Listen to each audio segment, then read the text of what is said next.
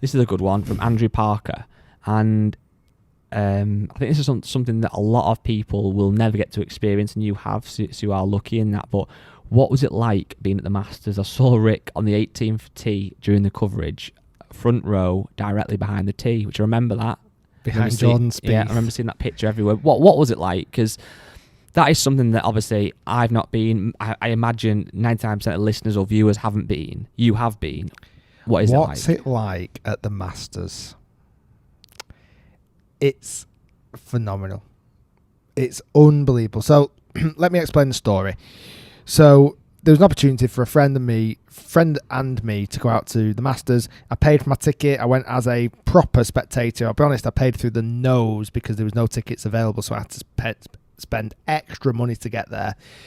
Because it was last minute, all the flights were super expensive, the hotels were ridiculously expensive, and we ended up getting one that was just awful. The hotel was dreadful, right? But either way, didn't matter. We're going to Augusta.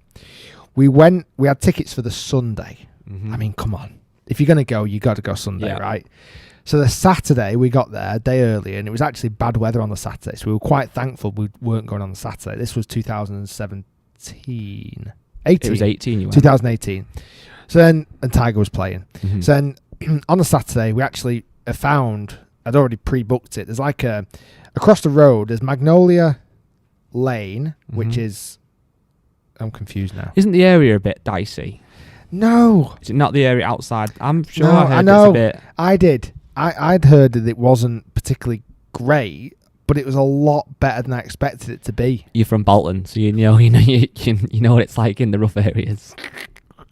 It was like, it was fine. It just looked like any other suburb in Do you think America. that almost comes from people that are used to going to these really like Scottish courses down private roads and stuff, and then it comes... Possibly. The only thing is, from what I've heard, is that it basically the area cleans its act up for when the Masters is in town, because it's such an incredible tourist. Yeah, they don't attraction. anything. Correct. Or do you think it's also because it's the hardest to play golf course in the world? I imagine it's the best looking golf course in the world. You expect it to be somewhere, and when it's not, you almost then go, "Oh, this is a bit of a..." Yeah, I must admit, like literally, you come out the gates. I mean, we hadn't. So on the Saturday, we were mooching around, and you can't fathom for 1 minute that on one side of the road you're eating in some greasy restaurant, whatever. I want to say, what was I going to say? Greasy Spoon. I was going to say something. Greasy Chunky Diner. Cheese or something. Chunky Is that cheese. a place? I don't know. Anyway, like you're in this diner that's not particularly nice, and you can't fathom across the road and over the hedge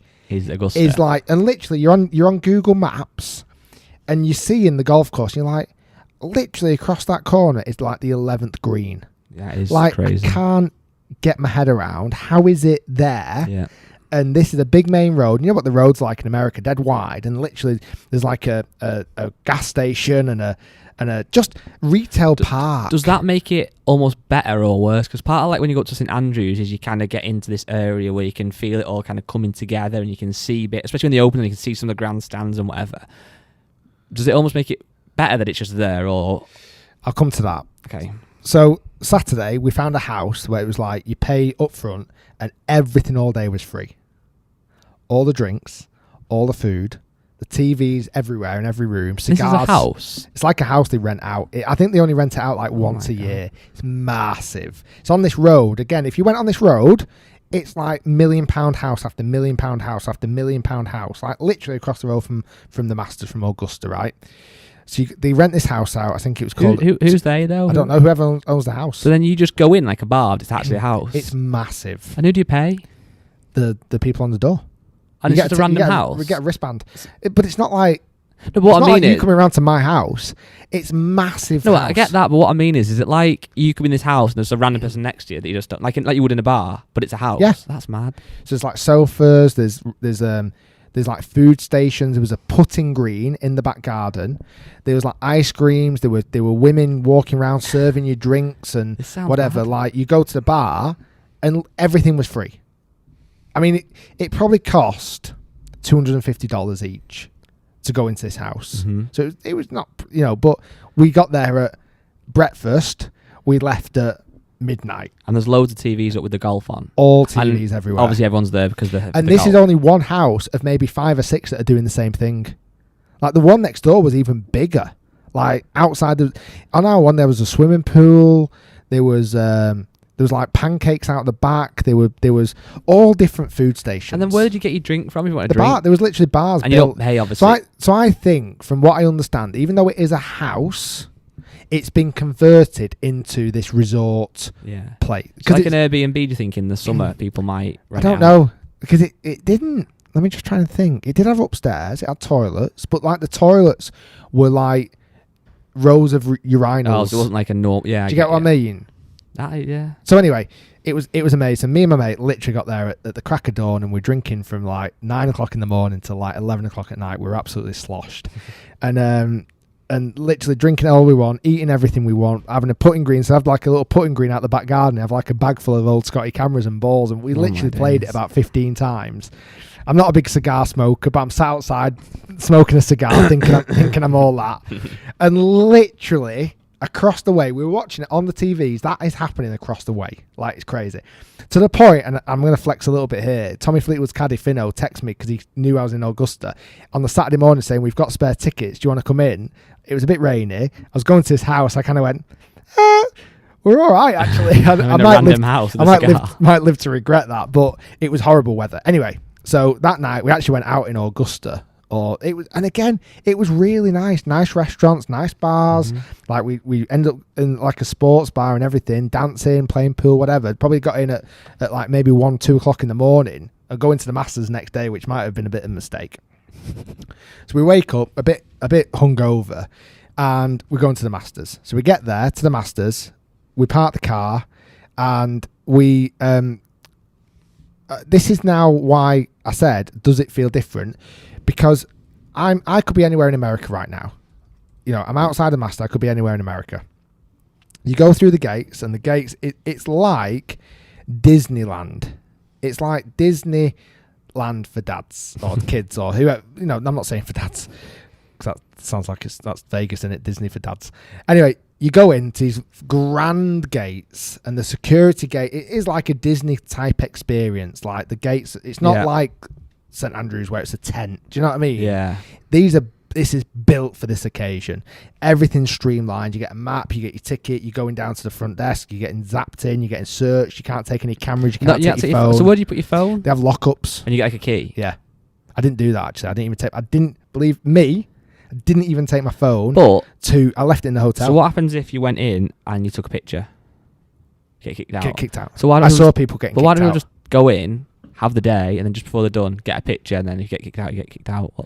From what I understand, if you get kicked out, they don't only take your ticket, they'll take a form of ID, and then you as a person can't come back. Do you get what I mean? Yeah, no, I do, but I'm just thinking, if I went to the Masters as a once in a lifetime and I'm not probably going to go back again, I'd 100% take my phone, at the end of the day, get loads of pictures, get kicked out, and then be like... But they literally search you. Like, so you can't take it in at all? No. Oh, right. They search you before you go in. You go through scanners, they search you and everything. So you literally I don't know what would have, because I didn't see it happen to anyone. I'm with you. Did I ever tell you the story about me buying some spy glasses? Yes. So I went on eBay. This is a funny story. I went on eBay and bought some glasses that were like spy glasses, and it had a camera in the glasses, right? I remember this. And it worked. They worked. I tested them at home. They arrived. They worked. They just looked ridiculous. But in fairness, if you put them in a sunglasses case and walk, they would have never stopped you with those. And even if you had them on, they would have never stopped you. But if someone would have seen me with those glasses, they would have just... If you want to be listener of the week next week, get a picture of Rick, superimpose some big massive glasses on top of his face, send it to podcast@rickshiels.com, and you will probably be listener of the week. So anyway, I feel like it's a long story, but I think it's worth it. This is one of the clips definitely for YouTube. So basically, you go in there, you get scanned, and the whole experience, because it's there all the time, is so seamless. That's what I've heard. Unbelievable. So things like the gift shop, it's there all the time. It's frigging expensive, by the way. These are my tips if you go to the Masters. If you go in early, run to the what's it called? Gift shop. Mm-hmm. Pick up a Masters chair, the green chairs. We've got one in the office, which I've never opened in my life. Pick up that chair and then run to a location you want that chair to sit. let's say it's the 18th green on a Sunday. Park your chair, stick your name on it. That is your chair for the day. I can't. That is just so golf. Imagine that in any other sport. Someone go fuck off and kick you. I didn't really swear then, but I said fuck off. Kick your chair out of the way. Like in golf, it's kind of like, oh, that's Richard's chair. You can't your chair for the day, right? And it happens everywhere. So it happens on like the main places like 11, 12, 13, as you can imagine. 16 is mental. 15 is mental. 18 is mental. First tee is mental. And all these green chairs. Now, what's mad is if you go to the 18th green before any play is happening, there's just rows of green chairs. Hundreds people have already and put hundreds. down. Yeah, no one sat there. See, I don't know if I like that actually. But they've been put there that morning. They've not been pre-put there. They've been put there that morning. By people who are now elsewhere. And then some people who've been there for many years have got like what was quite cool on the back of every chair, it says like the Masters 2018 or like you get some that are saying like the Masters 97 or the Masters 95 or the Masters and you think, you've been here quite a few times. You know the script. Long story short, we didn't do that. So we didn't put a chair down. We decided not to. The first place we went to was the food establishments because we were hungry, because we were hungover and it was breakfast time. We bought the, what's it called? The cheese butter. Pimento cheese sandwich. Oh, yeah. It's like £1, $1.50. Yeah, isn't it all unbelievably cheap? Unbelievably cheap. And everything. And again, all of that process in the food is so streamlined. You get the cups, which we've got the cups here in the office. And again, it's cheap. Like, honestly, the booze and the drinks in there is super cheap. The food's cheap. Everything is fairly cheap bar the gift shop, which is, I think I spent... You got a pair of socks, didn't you? I remember. I bought a number of pair of socks. I would reckon I didn't get that much. I easily spent nearly $1,000, if probably not more. I have mixed opinions on merch from things like that because in one way you've been to the Masters and bought it, so it's class. Like it's a memory. So maybe getting something, one little thing, a cap, a pair of socks. But it's just been made in China and shipped. It's not like, do you know what I mean? It's just... It isn't. Well, the socks, I've thrown them all away because they're all tatty now. Because it literally just like, they all got holes in. Don't be wrong, I would definitely get something that went, but I don't know how. It's like when they open. I know it's different if you're from the US or whatever, or anybody, and you come to the open and you want to get a T-shirt, but it's just, I don't know, for me, I never get that like, I want to buy that top. Yeah, I like getting flags and stuff. So anyway, so we've been to the food place, we'd got our bearings. The next thing that surprised me about Augusta was how close all the key points were. Mm-hmm. Like that came as a massive visually on TV. I felt like all the holes were like massively apart from each other. Like like it's actually squashed in on what I would see as quite a small property, right? But it doesn't feel like that when you're on the TV. I'm going to say the cliche one, which is always cliche, the undulations. It's hillier than it looks. Yeah. Like down 11, it's down.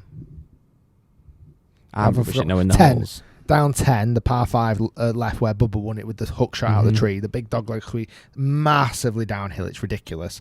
The 18th shot into the green is massively uphill. The tee shot on 11 on 1 is massively downhill. So you can really appreciate the undulations. The hole for me was the 13th that surprised me the most. The par 5 round the corner. Yeah. Probably my favourite hole in the world, even though I've never played it. What came as a surprise, because all of the TV is shot from the... Depends which way you're looking at it. Effectively, the left side of the hole, if you're looking from the green, back to the tee, everything's on the left, right? That's the only place you ever see that hole shot from, and maybe behind the tee, because it's a really isolated tee. Yeah. No one's ever on that tee. It looks like that hole is in the middle of nowhere, right? You've got all the azaleas and beautiful plantage on the other side of the fairway, and the creek and everything. It looks stunning, right? On the left, it's packed with spectators on the green chairs or stood up. It's packed like I can't get over how busy it is on that left hand side. You never see it on TV. No, but you actually feel quite far away from the action. I bet the players walking down there feel really away from the action. And like 12th green, 13th tee, 13th fairway, 13th green, and then 13, 14, 15 are pretty much stacked on top of each other. Another big thing as well is the leaderboards. When you're in there, that's the one thing I missed at Augusta was the live scoring on my phone. Yeah, I think that, I didn't like that. Like when I'm at the Open, I quite like the live feed.